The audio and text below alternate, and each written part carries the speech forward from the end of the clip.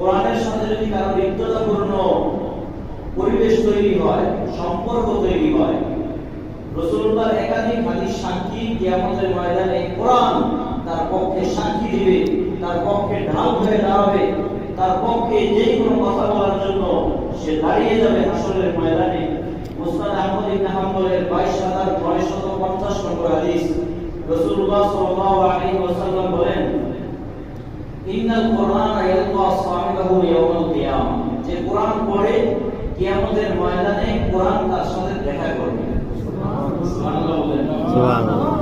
যে কোরআন পড়ে কিয়ামতের ময়দানে কোরআন তার সাথে সাক্ষাৎ করবে। সাক্ষাৎ করে বলবে, আতারিফুনি, তুমি কি আমাকে চেনো?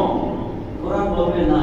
মানুষ বলবে, হাফেজ বলবে, বা কোরআনের সাথে তার সম্পর্ক সে বলবে না, আমি তো আপনাকে চিনি না। তখন কোরআন বলবে, আনা সাহিবুল কোরআন, আমি তোমার বন্ধু আল কোরআন। কোরআন বলবে, আনা সাহিবুল কোরআন, আমি তোমার বন্ধু কোরআন।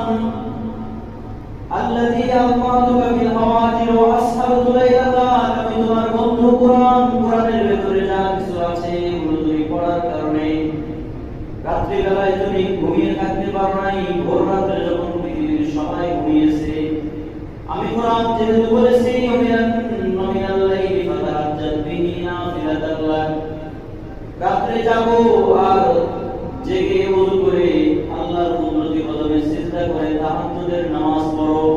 আমি কোরআন বলেছি, ইয়া আইয়ুহাল মুসাম্মিল কুমিল লাইলা ইল্লা ক্বালিলা নিসফাহু ওয়া ইনকুস মিনহু ক্বালিলা। আমি কোরআনের ঘোষণা শুনে তুমি রাতে ঘুমাতে পারো নাই, আমি কোরআনের কথা মেনেছো। ওয়া আসহাবুল লাইলাতাক আসমাতুকা ফিল হাওয়াজির, দিনের বেলায় রমাদান মাসে অনেক রকমের খাবার তোমার সামনে এসেছে। আমি কোরআন যেহেতু রোজার বিধানকে ফরজ করেছিলাম, এজন্য রোজা রেখে সারাদিন তোমার সামনে নানান ধরনের খাবার এসেছে। কিন্তু এত ধরনের খাবার তোমার সামনে এসেছে, আমি কোরআন এই কথা বলার কারণে, রোজা রাখার কথা বলার কারণে তুমি সারাদিন কোন ধরনের খাবার হাতে নিয়ে দেখো নাই, খাও নাই। এজন্য ওই কিয়ামতের ময়দানে আল্লাহ তাআলার পক্ষ থেকে সাথে সাথে ঘোষণা আসবে, আল্লাহ রাব্বুল আলামিন বলবেন,